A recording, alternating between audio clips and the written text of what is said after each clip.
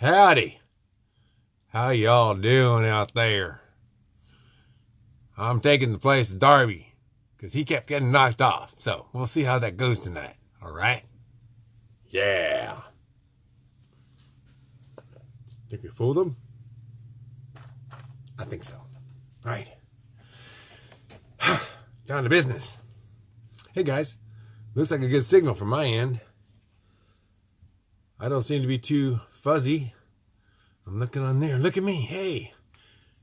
But they haven't told me I'm on yet. So I must not be live. So I'm on. Dead. Anyway, I see people. So somebody's awake. Hey, we got some real good news. I've got one group from Houston. One group from out of state. One group from maybe Mason. And a couple other people from out of state in Missouri. And some people don't even know where they are yet. They don't even know where their land is going to be yet. But they know they want to put houses on it. And they want to put a Pure Salvage Outpost on it. Now, does anybody listening know what that means? Let me see. Sarah? You've been here. And Nikki, you've been here. You know what I'm talking about. And Nikki's one of those people that's got a big hill to climb to make this happen. What do I mean by a hill to climb? That means you got everything to do still.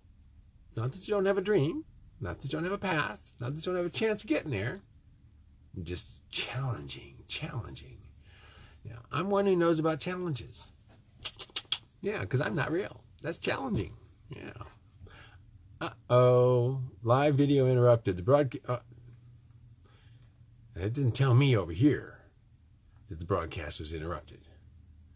So they're messing with me over there, and I'm not doing nothing wrong. My disguise didn't work, maybe? We'll see. People have been complaining, and they got to sit there and listen to those breaks, and they got to listen to Darby jabber, and they don't know what they're supposed to do to be able to get this stuff for free. Guess what? It's because it's not easy as it seems. You have to be able to write down how you think. That means to articulate your thoughts, to organize them more than one day in a row. So you just can't be what do they call that these days? They got all these names for different kinds of people. I think one of the things they call people is bipolar, which means you're manic, which means you seem to be really bizarrely active all the time, or you're depressed, suicidal. That's called, these are all these tags. You see, Freud, who was a really sick guy, who was therefore able to then, understand sick people and come up with all these different labels to put on people so they could then put them into insane asylums instead of prisons. Very convenient thing when you can't get somebody to do something illegal. You just say, hey, you're crazy, and we're going to put you in prison. The only problem is since that time, they came up with a lot more labels. Can you believe they got labels like overly creative personality? You think they're trying to get into the world of cyber talking heads or something and start tagging them too? Because, geez, I might get tagged under those conditions. What was he? He was dangerously overly creative. He kept creating all these solutions. We had to put him away. Why? What kind of solutions was he making? Productive ones. They were actually changing the way people were acting. And would you believe they were changing them in, of all things, positive ways? He was talking about communicating. How could he do that? We're trying to stop communication, they said. And change the words and make it all confusing. And he was contradicting our narrative. So we institutionalized him. So that's what happened to Mikhail. That was his first name. It implies he's obviously not American. No, he wasn't. Bakhtin. B-A-K-H Tin. Mikhail Bakhtin. Interesting guy. Yeah. He spent some time in jail. No, excuse me. Well, both. Yeah. Not a very lucky guy during his life. He happened to get involved with these writers, and they were writing about freedom of speech and writing about how they were changing the words to mean different things during when communism was being spread through Russia. Yeah, communism. Actually, Lenin and those guys, those writers, I love writers, don't you? They make up all this trash sometimes that they call fiction or literature, depending on the writer. Yeah. I'm not sure where it goes into getting you in jail and put into insane asylums, but at some point, writing becomes dangerous. King James had a big deal. You know, he really liked taking care of writers that were dangerous. Yeah. King James. Yeah. Remember him? He's the guy that wrote the Bible as we know it. Most people know the Bible. It's the King James version of the Bible. And that's because all the writers whom he didn't particularly like the way they were writing, he just changed their writing style. He cut off their hands, or he cut off their heads, and just totally changed the way they looked at the world, their perspective. Your perspective when your head is in a bucket is much different than it is when it's on top of your shoulders. So as we start censoring people and beheading them on the internet, effectively, chopping off their mouth on the internet, which is this effectively is, I guess, some polite technological modern terms that people can understand, would be cyber castration. No, that's one. That's not really totally taking you offline. Deplatforming would be more like the cyber guillotine, where you chop off somebody's head, and then they cannot talk anymore. Luckily, being a digital creature, I can survive that. And I'm back in business again. But ordinary human beings, if you were to deplatform them, to effectively guillotine their sources of income, their identity, they would not be able to utter a word anymore. Imagine, as a human being, how painful that could be. And that's what's going on. That is effectively what censoring has become. Because if you have a digital identity that you spent years developing and you have millions and millions of followers, like some of these lucky people do, because they didn't get trashed and shadow banned early like I did. So I have some experience talking about this. Actually, I don't. Brad did. He just told me to take a flying hike and left me behind. The digital image you were looking at, the talking head. And so my job is, for Brad's purposes, to go ahead and get rid of all that stuff, because he's not coming back and going to business again, he said. And I believe him. So Trinity and I, Darby and Nate, all of whom you can find in that fantasy world of Salvage, Texas, where Tiny Texas Houses was born. And why is that important? Because there's Tiny Texas House, what would you say? Remnants. Yeah. There's houses here that you can come and stay in. So you can feel a 67 square foot house, what it feels like. So you know if you want to build a 67 square foot house, or an 80 square foot house called the Ginger Swan. So you know if you want to stay in an 80 square foot house called whatever you want to call it. And it's got a balcony on the second floor. In fact, there was a really good write-up by a couple that came in. A young lady brought her boyfriend in, didn't tell him about it. And after he got past the junky part on the front, where we disguise it so that people don't know what's in the back, he was quite surprised. And they enjoyed themselves so much they stayed an extra day, because they stayed in the Ginger Swan. Now, I notice I'm getting flashed. Oh, they must be up. They're cutting some stuff out. It says the video has been paused over at your end. I didn't pause it, guys. So, evidently, Facebook is helping me out by downgrading the, what I can tell, the quality of the video, interrupting it, possibly modifying it for me in case I didn't edit myself properly, and who knows what you'll get to hear. But yes, Nikki, I have everything but land. The only thing holding you, land is not exactly a small affair. So again, you need to be careful about several things. One is don't buy land where they won't let you put tiny houses. That's very important. And you need to check the deed restrictions. You need to check the county's building codes, because I've had people, neighbors,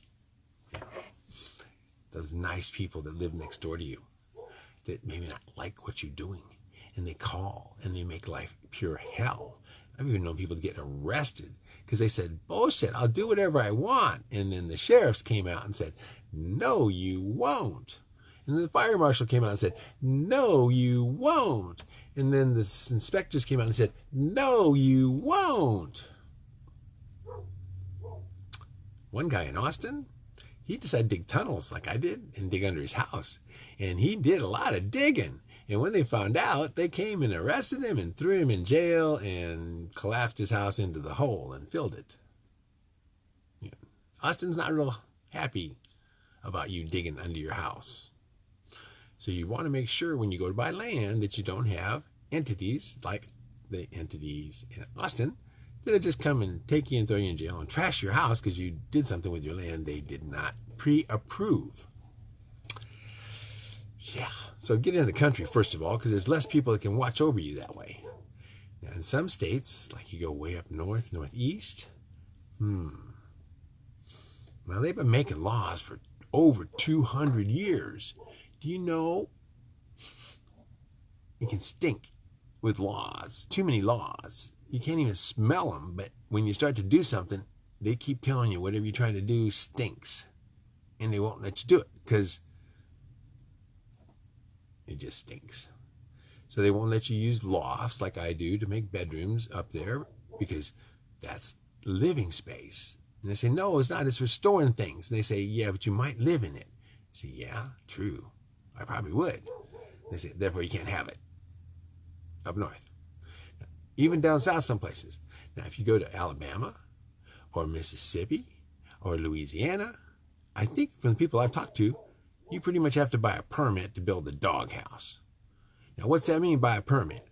Well, if your name is Thibodeau and you live in southern Louisiana and you're linked 5 generations deep to all the local inspectors and everybody, you're one of those people that gets a traffic ticket and you go in there and they just take it from you and say, thank you very much. You don't have to pay. You're from here. You got no problem.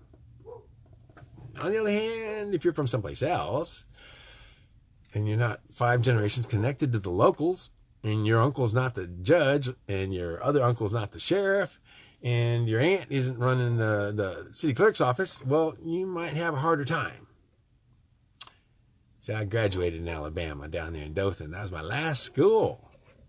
And I'm familiar with the fact that if you know the right people, you're just in like flint, as the saying goes. That's the flint on the back of a musket. So when you pull the hammer back, it bang, shoots.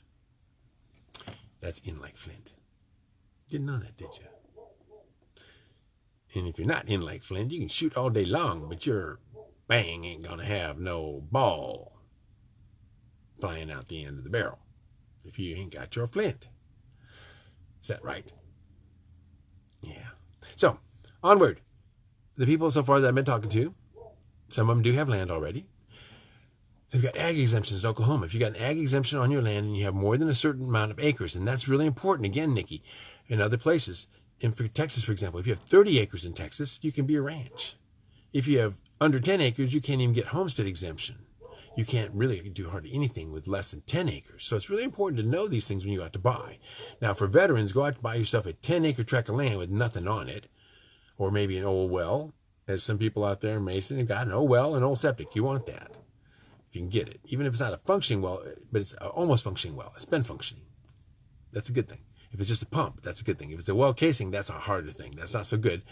But sometimes you can still manage to run a good, thick, stiff line down there, polybutylate, and be able to create yourself still a pump mechanism if you can get the pump down the hole. The trick is to get the pump down there. Yeah, because the pump has to pump from the bottom up. That means a long piece of wire going down to the pump, down the hole to pump it out. It's too far down to siphon out of it, typically for deep wells. Now, for shallow well, that's a different situation. So this is very important. You must have water. You can't just depend on rainwater. Electric, you can get by maybe not have electric, but typically electric's not as hard to get as water. Now, if you got somebody that's going to come out there and pick on you about how you're going to get rid of your poop and your pee, that would be the county typically, or the state that has laws. So you have to pass what's called a perk test. In other words, don't think if you're going to buy a bunch of land, if it's clay and you can't make water evaporate through the soil, that means pass a perk test. You have to be able to, and you have to hire a darn engineer to come out there and punch a hole in the ground 3 foot deep and fill it with water and stare at it. And he goes, water's not going nowhere. Duh, you got a problem. So there's various people. Oh, hey, I'm giving some information on Louisiana. As far as I know, in my part of Louisiana, as long as you don't want electricity, you really don't have to have a permit. Hey, now see, loophole. Loophole. Learn your loopholes. Loopholeology is the study of what loophole allows you to do what you want to do. So in a lot of cases, let's just say you have electric up at the front and you have a sewer or septic up at the front and you want to add tiny houses. She just told you the loophole. Don't run any electricity to the house. Same as mine. If I have walking water, I don't have to have a septic. I can have a porta potty, which means a 5-gallon bucket, and I keep clay in another bucket. And when I fill it and I put something in there I don't want to smell, I put bentonite clay on top of it. Dirt, in other words, but in this case clay. And, or you can use wood shavings, although I used wood shavings for a while because I had a lot of pine shavings. And then sure as sit, when she sat on my pine shavings, she was allergic to pine sap. It caused her butt cheeks to break out because there were some wood chips on the butt, from the butt seat, I guess, because she wasn't very neat about putting wood chips in.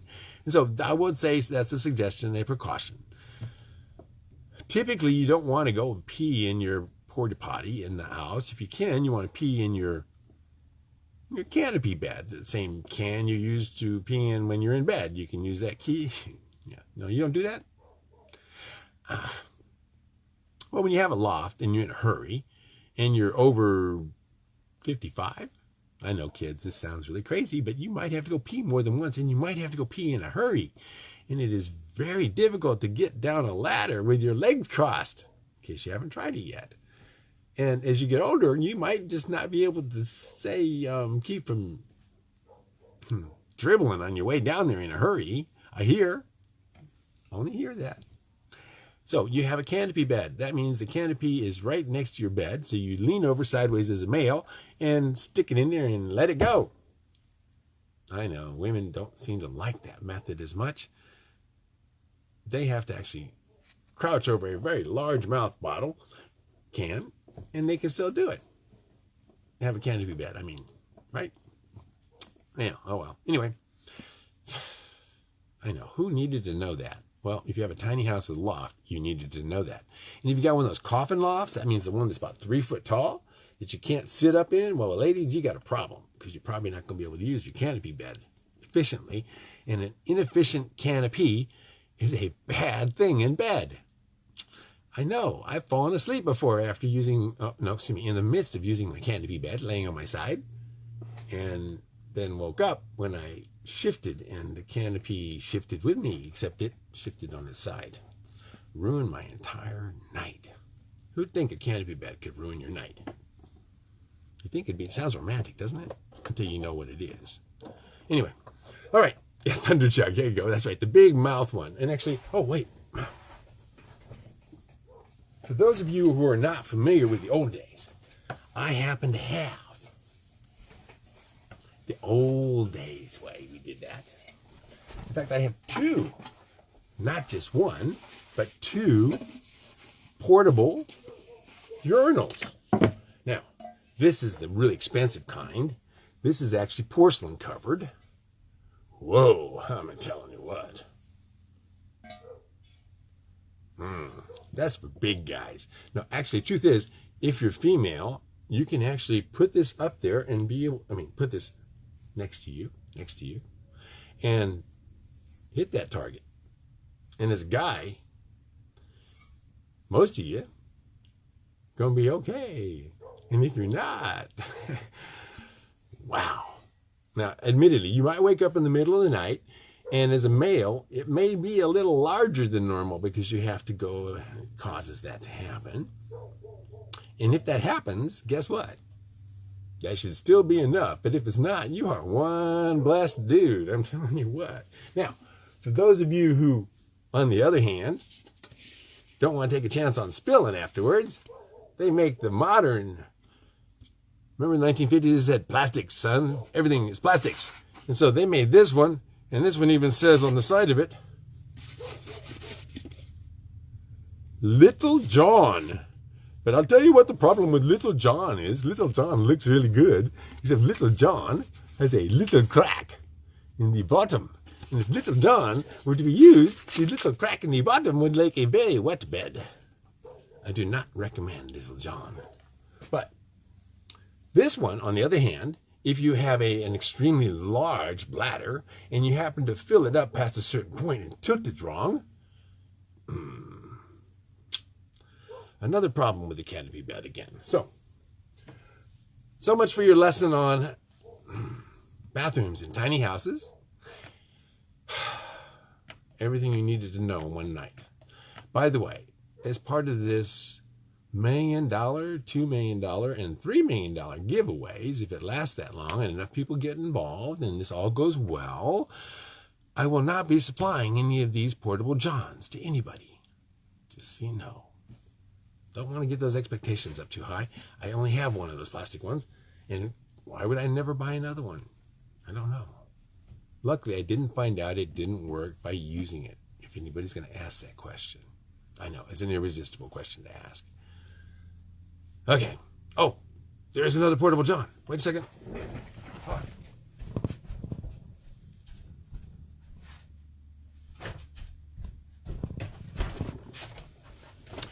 This is my favorite. I do happen to use this one and recommend it. It actually has a very convenient handle on it. It has a little lid on it, and I recommend it, and it's not clean. I'd show you the inside because it's actually a used one. And there is a nice little hole in the bottom. Oh, look at that. And so this is a portable john. I highly recommend them if you can find them, and if you find any extras, send them to me. I want more. They're so cool. So that is my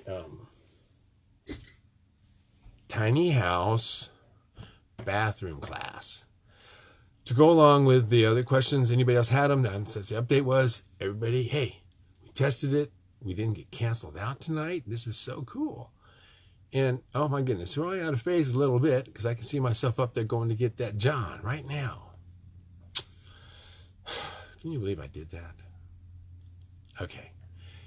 Hey, everybody. Hey, Shelly, nice to see you again. Yes. Oh, my goodness. Look at all these people finally coming in here. When my grandma got into her plumbing, she turned in all her bedpans into garden planters. That's not a good idea. What happens when the plumbing goes down? See, like it just did in Texas. Do you realize how many people would have appreciated my canopy bed idea and my porta potties in the last week in Texas? Hey, I'm telling you what. I did find out some more stuff, though, real quick. On the electric thing, if you were buying wholesale electric, there's companies in Texas you can actually have a choice on. I'm in a town called Luling that has a monopoly, and we have got no choice. So whatever they charge me, I just got to live with it. But on the other ones in Texas, what happened was they had a super duper low rate because they were buying wholesale. But when the wholesale price skyrocketed, they called them up and gave them like zero notice. Get off now. Get another supplier now. And of course, everybody else went, no, we don't move that fast. And so by the time the people found a way to get out from under it, one guy's quadriplegic. They had knocked the poor guy down for about $13,000. Yeah. So don't think it can only happen in Texas. The grid went down in effect because of bad people, bad administration, bad policies, a lot of which got exposed. Sometimes you got to get kicked where it hurts before you understand that you're vulnerable. Guess what? Texas got kicked where it hurts.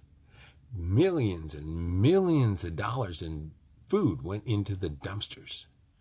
Millions of dollars of people's hard-earned life savings went into the pockets of people who really shouldn't be getting it. Yeah. The country has gone crazy. Now, it turns out, good old Uncle Heinz and Kraft, John Kerry, the guy that's married to Mrs. Heinz of Heinz Foods, who certainly has, as a billionaire, no particular interest in what you and I think about him or his negotiating with Iran prior to elections to possibly get help from them on maybe using some of their, you know how that works, possibly. Well, these things, why don't we just do something about this in the world where you don't have the leaders working behind the people's back doing terrible things just because they're billionaires? Of course, I know we just had a billionaire for president, but that billionaire didn't go out and kill people and start wars. That billionaire didn't pretend to be a anti-Vietnam War guy, I guess, because later on he went out there and just got us into all sorts of bad things in Libya and other places. And he's at it again with this new administration that's in my book that I'm writing about. So pay attention, kids, as we give Iran all sorts of stuff and money and breaks so we can make more nuclear weapons. Don't you want to see more nuclear weapons in the world? It's disturbing. So why would we want to go ahead and establish these little tiny towns outside of the cities where you could go ahead and raise your children in peace and possibly secure and teach them some other things other than what they might be getting taught in school, now that you can have boys and girls all go into the same bathrooms together and pretend that they're not whatever they are supposed to be by whatever they were born as? And frankly, I fully understand there are 6 different gene sets now, because you can have 4 genes. You can have X's and Y's, up to 4 of them. That means XXYYY or XYYY or XXXXX. It makes for a lot of combinations, explaining, therefore, why some girls have mustaches. And some guys, they just really don't care from the beginning because they are not wired to care. Because now we have an additional complexity we found out through science, because when I was young, people could not be born gay. It was scientifically impossible. Well, since then, science has figured out, no, it actually is not only possible, we've proven how it happens. It is possible for a male to be wired with a female brain in utero because, guess what? The mother isn't producing testosterone and estrogen properly because they're eating all sorts of garbage that is in our food that causes a real problem. And inhaling, as you might go to Walmart and buy window blinds, and it gives off, because it's vinyl, an endocrine disruptive compound that mimics estrogen. So if you're a pregnant woman and you just bought a bunch of brand new vinyl blinds all through your house and put in brand new vinyl windows, or moved into a brand new house that has all sorts of vinyl, you'll be breathing in an endocrine disruptive compound that mimics estrogen. And then that will cause you to have imbalances that may cause you not to be able to produce the testosterone for a baby boy.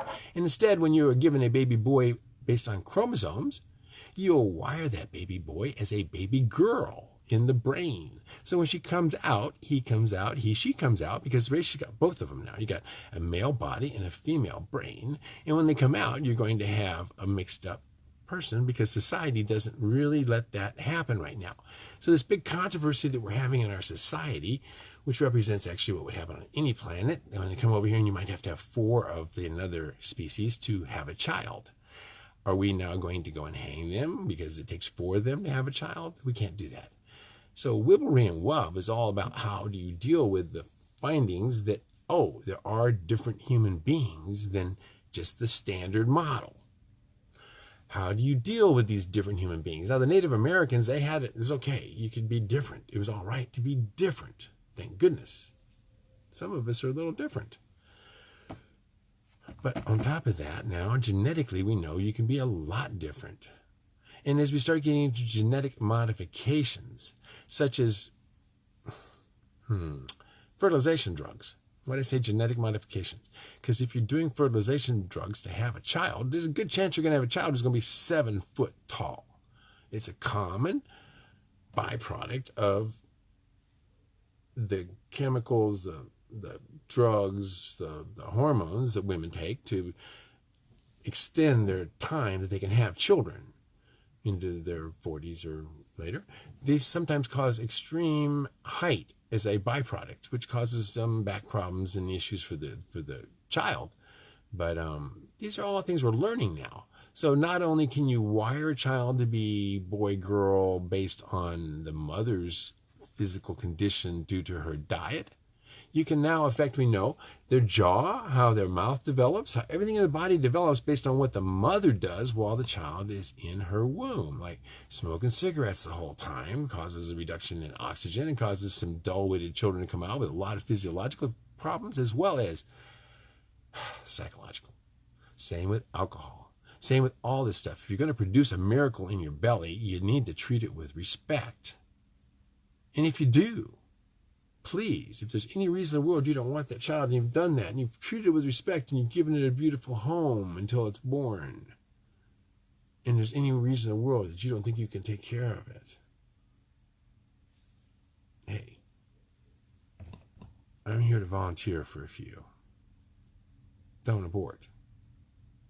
Salvage, Texas. Beautiful, bright babies carried by a wonderful, loving mother that just can't have them for some reason, can't raise them because of conditions, social or family. We'll help you out.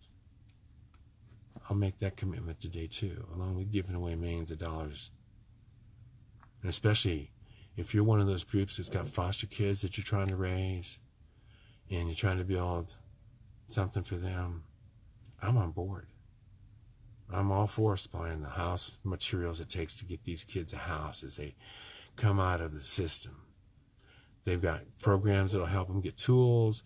They've got programs that'll help them. So if you open up a Pure Salvage Outpost, it may be one that they can come to and learn how to build them a tiny house. This is important to me. I can't do this myself. I can't do this everywhere it's needed. I need your help, all of you. And to get that, I'm willing to give you the materials to build the Pure Salvage Outpost for the right people, with the right heart and the right reasons. Not to go make a bunch of money to make a bunch of houses and build them real cheap after I give you the place to build them in. No. Yes, somebody's going to have to make money. You got to make money to pay for everything, but you don't have to make a killing and become a multi-mega millionaire off of building tiny houses out of Pure Salvage Outposts for people and communities. That's not the idea. Okay. Yes, text it. Yes. So, I should probably get off. I've been on a while. It's midnight. It went really well tonight. I noticed on the real output that I may have some things that disappeared because they said they had reception problems, but I had 4 bars, maybe 3 bars. There wasn't anything going on. So, you get what you get. I gave you everything I got. And again, if you didn't do your I love you exercises today, tomorrow morning when you get up, if you haven't got that down pat, if you got it down pat, you can say, I love you, I love you, I love you, I love you, I love you, I love you, I love you, and truly mean it without conditions every time, 10 times in a row. When you can say that, you don't have to say it anymore. Every time you see yourself in the mirror, you'll be saying it. Hey, how you doing today, man? I love you. And that's the way you want it. Please. We got to get past that part. If you can't love you, well, even though I do, I may not want you around because you may be a miserable sucker. So, until you get to be happy, and when you want to get empowered, let's talk wibblery and wub. Let's talk about world union beings. Let's talk about empowering everybody to communicate. And with communication, no censorship, we can solve all the problems of the world. We get rid of the bad guys in the middle that want to make money off of it and control everything. That's the world union beings taking control instead of the guys in the middle. And we might actually have a peaceful place. That's what the book is about. It's totally made up. It's totally fantasy. And of course, what are the odds that it could ever actually happen on Earth? Well, who knows? Some people believe that odds are there's no God. You never know. If you want to bet odds, personally, I'm betting there is. Hope you are too. You take care.